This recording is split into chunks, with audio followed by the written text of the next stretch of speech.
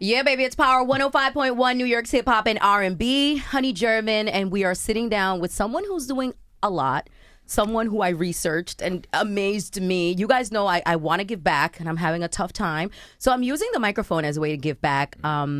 Please introduce yourself. So my name is Anthony Delgado. Okay. And I've been a serial entrepreneur, marketer, and software developer for the last 10 years. And then when Hurricane Maria struck the island of Puerto Rico, I found a problem that was bigger than myself. Okay. And are you born and raised there, or what's your background? So I was born and raised here in New York. Okay. And I used to go to Puerto Rico every summer as a kid until Parents my are Puerto grandfather. Rican? Yeah. Okay. Until my grandfather passed away. And then I kind of lost touch, right? There's a lot of New Yorkers out here in New York that you lose touch. Yeah, like you I do. know Puerto Ricans that's never even been there. Mm-hmm. And so for me, when I hear the coquille, it kind of reminds me of my childhood because I've been there in the summertime. Can I tell you one thing real quick? Sure, go I've ahead. always wanted to bring a coquille back with me, and they tell me it'll die if I bring They it. say it dies, but I have a plug in the Bronx who's actually breeding them. I swear to God, out. because the old grandmas, they like the sound. I love the sound, and Yeah, I'm not they an love old the grandma. sound. Listen, I'm not even Puerto Rican, and I love the sound. But continue. I didn't mean to throw you off. Nah, you're good. So when Hurricane Maria struck the island of Puerto Rico, there's a lot of people in this life that, they walk past homeless person. They walk past some sort of problem and they say somebody should do something about that. Yes. And it's like somebody, like the governor, Trump, somebody should help this situation. Okay. And I'm very blessed that the people in my community, we're the type of people that say we should do something about Your that. community, I should do something Your about community that. here in New York. Yeah. That's amazing because, I feel like with Puerto Rico, even this week I talked a lot about Puerto Rico because the cathedral out in Paris burnt down, and there were a lot of donations, and a lot of people were like, where's the money for Puerto Rico? Where's the money for Puerto Rico? Who do you feel is responsible for giving this money to Puerto Rico to reestablish itself the way it should be? Well, I feel like each and every single human being on this earth has that responsibility. There's actually more Puerto Ricans in the United States than there are on the island anymore. Like we multiplied. So you feel like it's more of a community issue than a political issue? Well, so here's my thing. I'm all for politics, but at the end of the day, the private sector can do so much. Okay. When Hurricane Maria struck the island of Puerto Rico, me and a buddy of mine, we sent pallets of water over there. Okay. Then we saw that they weren't getting where they needed to go. So we booked one-way tickets. We're not a nonprofit. We're not backed by the government. We just booked one-way tickets. You were just regular people with Puerto Rican background. Some of them didn't have Puerto Rican background. Okay. That's what I'm saying. Some of the people that came with you. Some of the people that came with us. Some of the people that donated. Huge shout out to Danny Cotton from he's the director of operations at World Star Hip Hop. Okay. He started a nonprofit called Power for Puerto Rico, and we thanks to him we were able to donate 300 solar paneled lights down in Puerto amazing. Rico. Big And shout that's out, not. you know who we got to shout out? Angie Martinez. Angie Martinez actually not only rallied here in New York, she actually went to install solar panels in Puerto Rico. So big shout out to her. She did an amazing job. And it was years ago. And it's crazy that we're still sitting here talking about this issue. Well, yeah, so it was about 6 months that had gone by, and still 50% of the island didn't have electricity. I remember that. And it's actually the biggest blackout in United States history and the second biggest blackout in the whole world. Wow. The only place that has worse electricity is India, which is like one of the worst third world countries, right? So the fact that Puerto Rico's kind of been left behind, you can blame it on government. There's a lot of bureaucracy down there. But at the end of the day, it's on us. Who is the government? The government's made up of human beings. You could run for governor if you wanted to. You could run for. You should. Didn't we just talk about this? I said I want to run for office. I don't know what, but we're gonna do it. Yeah, and that's the thing. And there's a dichotomy between like some people, again, they sit back and they're like, I hope the governor could do something about that. No, you could run for Congress. You could run for governor. You could be the person to do that, right? But I was just talking to Fernando Mateo. He was the owner of the Marina, and we were talking about that, how our community needs to mobilize and how regular people are the ones that need to be in office because we're the ones that really understand the problems that we're facing. You understand? It's not an older white guy that doesn't even know what's happening in Puerto Rico a few years later. It's me and you, the people that are traveling there. How often do you travel back to Puerto Rico? So I actually moved to Puerto Rico. You actually moved there? Yeah. So I got rid of all my worldly possessions. So after Hurricane Maria, we need to make you a saint. Continue. He said the worldly possessions are gone.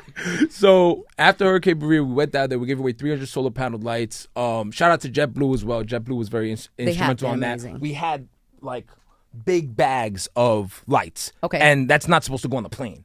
And, you know, we sent a text message. They were like, go ahead. Yeah, shout out to Hugo Sanchez. Hugo Sanchez was instrumental in it. And they were able to get the stuff through. They brought a golf cart out. And JetBlue threw it on there and was able to get the lights through. And again, it was normal human beings. Crazy Legs from the Rocksteady crew. I remember him. Again, they're calling private planes. Yo, who got a private plane? Oh, Fat Joe has a private plane. All right, let's load some water on there. Title did something really Title big. Music, exactly. Yeah, I actually met Angie Martinez during that, and we gave her a painting.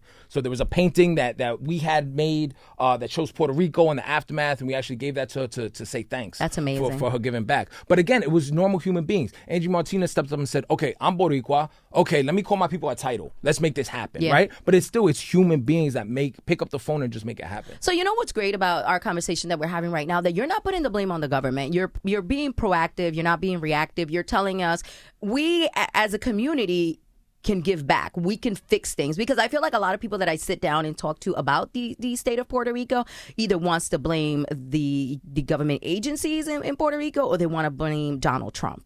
So here's the thing. When I went down to Puerto Rico, I took inspiration from some of the greatest influences in the world. People like Martin Luther King, people like Gandhi, right? What did Gandhi do? Gandhi took responsibility for the 3 billion people in India. He said, 3 billion people in India, that's my job. It's not the government's, it's my job. I'm not going to eat until my country is good. So if he could take responsibility for one of the biggest countries, India, 3 billion people, I could take responsibility for 3 million people on my small island. That is really, really amazing, because, you know, people love to pass on, you know, responsibility, and we can go down that road and talk about all the people that could have done more, but I'd rather focus really on you, though. Well, so here's the other thing. So not only do we have a responsibility as New Yorkers, but the people on the island have a responsibility to lift themselves up, right? I don't want to give a handout. So we went city to city, town to town. We gave away cases of water. It was amazing. It made us feel great. But at the end of the day, I'm giving people water for 1 week. Yeah. I want people to have water for the rest of their lives. Mm-hmm. So that's why I quit my job. I moved to Puerto Rico. I started Disrupt. And now we're on a mission to create financial freedom for the people there using technology, innovation, and entrepreneurship. Before I moved to Puerto Rico, my first question was, is there Wi-Fi? Because if there's Wi-Fi, I'm good. I make my money from marketing. I make my money off the laptop, right? So if I'm in Puerto Rico and I have Wi-Fi, I'm great. Yeah. And Puerto Rico is actually in a great strategic place. They have a fiber internet link from Miami. None of the other islands have that. The internet in Dominican Republic, it's not as good as Puerto Rico. The internet in Jamaica is really not that good either. So Puerto Rico has a great strategic advantage, but the people there have that 9-to-5 mindset. They don't have an entrepreneurial mindset. I met a woman there. So we started hosting events. So long story short, we started this entrepreneurial movement. We started hosting events, meetups. We've thrown 4 events so far. We have world-class entrepreneurs from all around the world come down, multimillionaires come down and share their knowledge, right? Okay. And then we give tickets for free to the kids from the university. Oh, that's super dope. So we charge people in the States if they want to come to these events, but people in the university, we give away, it's about 50% of the tickets are donated.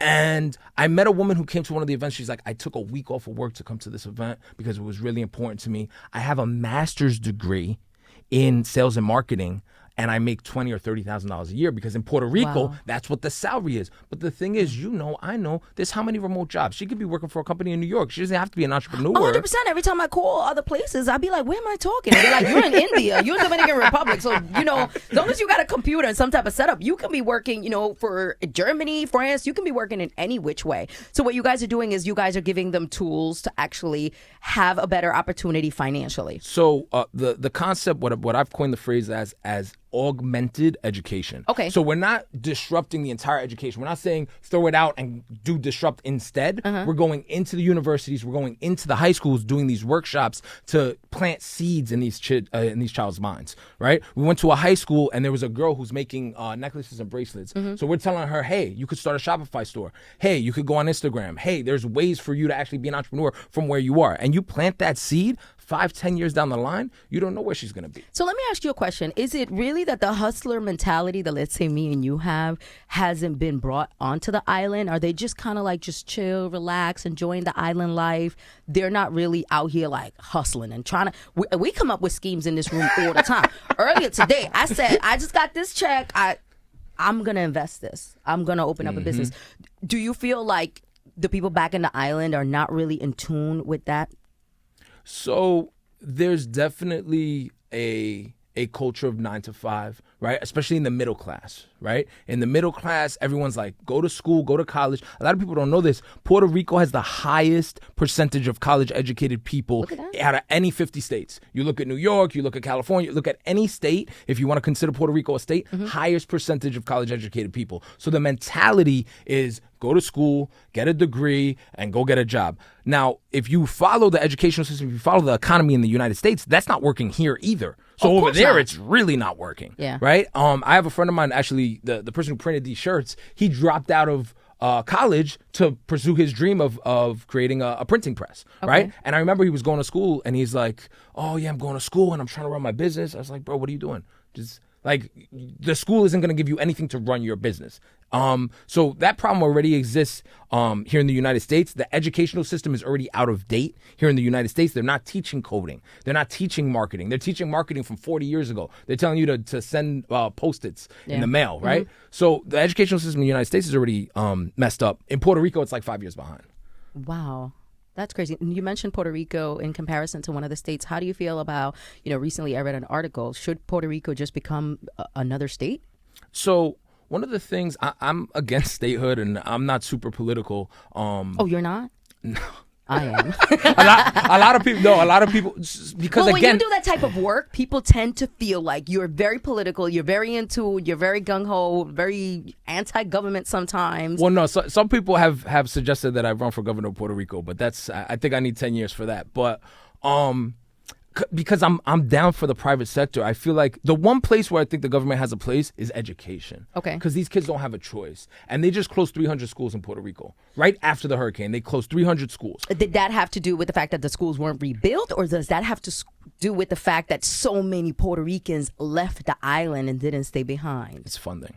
It's funding. And then recently, the Secretary of Education, I had a meeting with her right after the hurricane. We had a meeting, we sat down. I was talking about a plan. I actually connected them with Microsoft, and now recently she stepped down. So there's a lot of disruption happening in the government.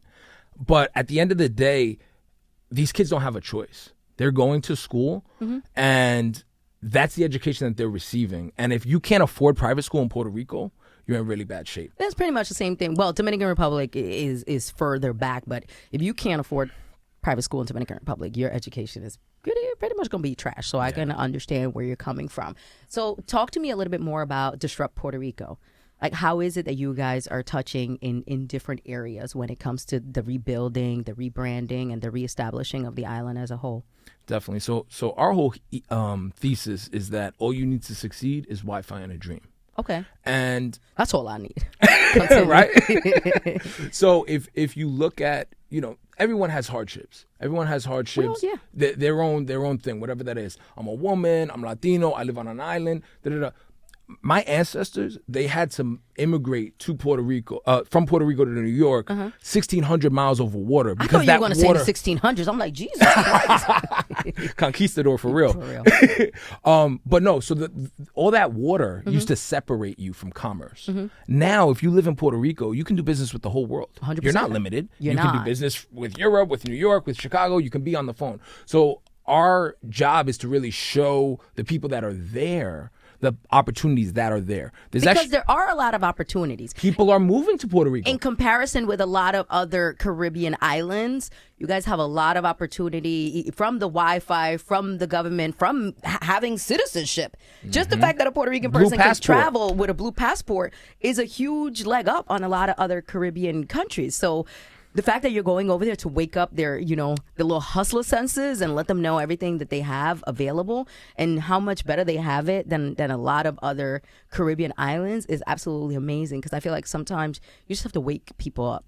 Yeah, no, absolutely. And disrupt them. So the last event we did is called Disrupt Yourself. Yeah. Because we want to disrupt your mindset. I can show you marketing. I can show you how to do a Shopify store. I can show you all of these things. But if your mindset is that you need someone else's permission to be successful, it's not going to matter. That's a good one. Because I kind of like want to do a lot of different things. And I hear it and I meet people and then I just kind of like fall back a little bit. And I understand the concept of disrupting yourself, of like, okay, you can do this. Like I say all the time, I want to run for public office. I want to do something very local. And then when the person leaves or when the politician is no longer in sight, I'm like, yeah, well, maybe I won't. Or I can't because of this, or I can't because of that. A lot of excuses. A lot of negative self-talk. Now, can I ask you a personal question? Sure. How has your family life, your personal life been affected by this? Did you pretty much have to shut that down? Like, guys, I'm not available anymore. I can't date or wife, kids. You guys are on the back burner for now. Because this is like something that you're doing that is super selfless. Like, do you have a life? Yeah. Or is this your life?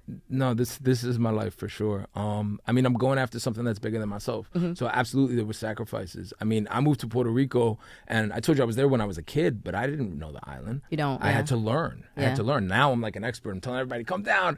But no, I had to learn, and it was very disruptive. I got rid of all my worldly possessions. Listen, my life in New York was good.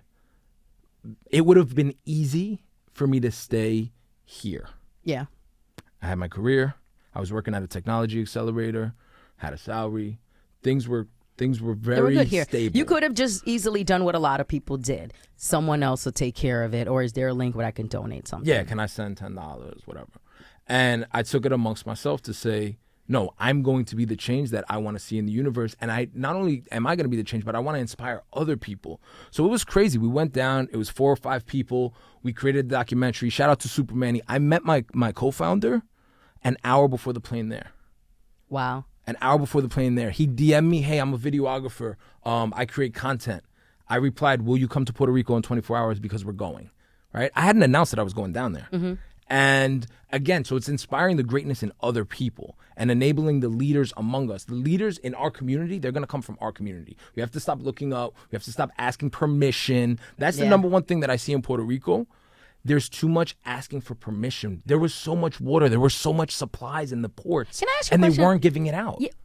What was that about? Why was so much stuff sent to Puerto Rico and it either got ruined, it never got distributed? Like, where was the disconnect at? Because we mobilized. I remember it was all about Puerto Rico for a long time. And there was a lot of water collected. There was a lot of supplies. There was a lot of stuff being sent over there. And then it was just like, oh, this stuff got damaged. None of this stuff. What happened there? There was bureaucracy. And, you know, it goes back to don't ask permission, ask forgiveness. So in Puerto Rico, their mindset is still 20 years ago, and they think they have to ask permission for every single thing. They're scared to break rules. And when you... Government rules? Whatever rules are in their head. It's not even government rules. Got it. Who Okay. knows if there were rules? Like, there is the trade embargo, so there were ships. And I remember that, yeah. But, like, break the rule. Yeah. Like, this is a national disaster. We gotta survive. We have to survive, break the rule. Yeah. There was literally people in the government, I'm not going to call any names out, but there were people in the government that were like, oh, yeah, no, we don't have paperwork for the water. We're not going to distribute it. Paperwork for the water? And the water went bad. I remember. The water went bad. It was sitting in the sun. The plastic melts. Now you can't drink that water. We all know that. I leave a bottle of water in the car one day, and I'm like, I might die if I touch that water. So I can only imagine how much water was lost. Now, where is Puerto Rico right now in the state of rebuilding, and where are they as far as like making a comeback per se? So one of the second biggest drivers of the economy there is the tourism industry. Yes. And so a lot of the problems that happened in Puerto Rico, they were there already, like economically. As far as rebuilding the infrastructure, we're at 99% power. So you can go there as a tourist. You can go have an amazing time. I went there recently. You went there I had a recently. really good time. I went in December. Yeah. Like around Christmas time. And, you know, I felt like I needed to go back. I'm like, you know, it's crazy how it's like if we start, I'm a traveler. Like I love traveling. I'm like, if we join forces, like just a bunch of influencers, travel to Puerto Rico, I feel like that would help a lot. But Definitely. How is tourism now? Yeah, so tourism is definitely on an upswing, and the whole island is really on a renaissance, right? So there's a neighborhood there called Calle Loíza, and it almost feels like Williamsburg, Brooklyn. There's new restaurants that are opening up, dope. speakeasies. There's a freaking Irish pub in the middle of Puerto Rico, and all of these establishments are in the last year since the hurricane. There's money that came in, That's insurance amazing. money, Yeah. and then there's also people like myself from all around the world that came and moved down there. It's like, oh, this is a great opportunity. know. I'm going to buy real estate. It's a great opportunity to start a new business, and it also shed light and it gave media attention. I wrote an article in Forbes, top reasons why I'm moving to Puerto Rico, and I actually wrote the article before I moved. Have you ever heard the expression "burn the ships"? No. Okay, so burn the ships. It's a story where there's a war and there's ships and they're taking over an island, and not Puerto Rico. And the general burns the ship so that the guys that are fighting look back and they're like, there's no turning back.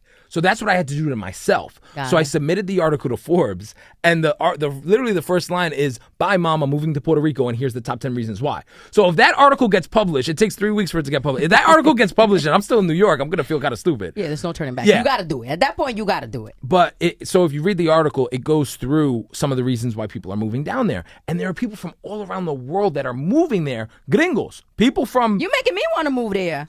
Well, there's no taxes. Oh. You know that, right? Oh, you know I lose half of my salary in taxes, right?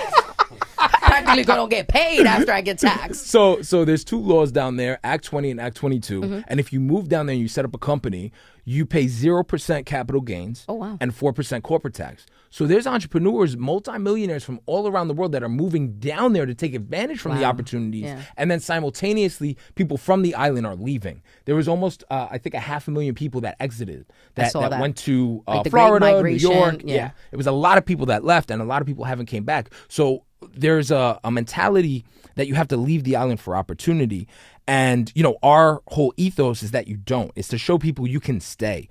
Shout out to Brain High. They're the first tech company in Puerto Rico. They went through an accelerator program called Parallel 18. They got $40,000 in funding from Parallel, and then they went to Silicon Valley and they went into Y Combinator and they got $100,000 in funding. Wow. And not only when I heard they went to Silicon Valley to California, it was like a double-edged sword. I was like, good, Puerto Rico's winning, but then damn, they left the island. Yeah, what if they stay? Yeah. So they only went through the program, they got their money, they got their education, they came back, and not only did they come back, they brought an engineer from Puerto Rico that moved to California that was working at Airbnb, and they brought him back to the island. And they stole him. They hired him, and they stole him, they gave him some equity, and they brought him back. So one of the problems right now is we're not exporting our ideas. We're not creating startups in Puerto Rico as much. We're exporting our smartest people. So there's a school, it's called Maya West. It's like the MIT of the Caribbean. There's brilliant engineers, there's brilliant marketers that are learning there, but then they get a job in Silicon Valley or New York and they leave. So now the money leaves them. out of the economy. So our mission is to help foster the existing tech ecosystem there. And here's the thing. When I went to Puerto Rico, I was naive. I was like Christopher Columbus. I thought I discovered something. Yeah. Right? I was like, I'm going to bring technology to Puerto Rico. I'm going to bring entrepreneurship. The truth was, there was a huge ecosystem already there. Piloto 151 is the first co-working space. They're like a WeWork down there. Okay. They have 3 locations working on their 4th, and they created a huge tech ecosystem 5 years before I ever arrived. Again, Parallel 18, there's the Science Trust that has a $2 billion fund to fund startups in Puerto Rico. And what they do is they actually fund, half of the companies are local, and then half of the companies are from around the world. So if you want to start a new company and you're looking for funding, you can move down to Puerto Rico, and there are opportunities. There are tax incentives, there are grants, there are loans. There's all these incentives for tech companies to move down to Puerto Rico. So my mission and Disrupt's mission is to help foster that existing ecosystem that is trying to turn Puerto Rico into the next like Silicon Valley. That's dope. I didn't know it was this deep, and that's really what you were out there doing. Now, how can people who are out here, who are watching this interview, and Puerto Ricans who have migrated, how can they help you in this mission? Like, is there a website? How can they, give back? Definitely. So we host events in Puerto Rico on a quarterly basis. So we throw four events a year, and then we throw one really big one. So the really big one is called Disrupt Week. It's like the South by Southwest of the Caribbean. You come down for an entire week. So performances? Or what is it? So it's workshops and like kind of conferences in the daytime, and then music and events in the nighttime. Kind of like Complex Con. Yes, like Complex Con. There you go. Think about that. But in Puerto Rico with palm trees. Much better. Yeah. So if you want to find out about that, go to disruptweek.com. The next event is October 25th. Before that, if you want to come down to Puerto Rico, you should come down for the Puerto Rock Festival. Fat Joe's going to be performing. Angie Martinez is going to be there. I saw that. And yeah, it's hosted by Crazy Legs. It's a super dope event. It's happening June 20th through the 23rd. And that's Puerto Rock Festival. You can look them up on Instagram. I definitely gotta take me another trip down to Puerto Rico. Thank you so much for stopping by. What you're doing is amazing. It's super selfless, and you're giving back to your people, and you're still, keeping that connection alive, which is something that a lot of people don't do, including myself. I stay throwing myself under the bus because it's like, well, this is my way of giving back, though. Just giving, people like you a platform, shining a spotlight on you, and letting other people know, how they can give back and they can support, Disrupt Puerto Rico. Definitely. Thank you so much for stopping by. Thank You're you. amazing. Thanks it was a pleasure meeting you. Likewise. Take care.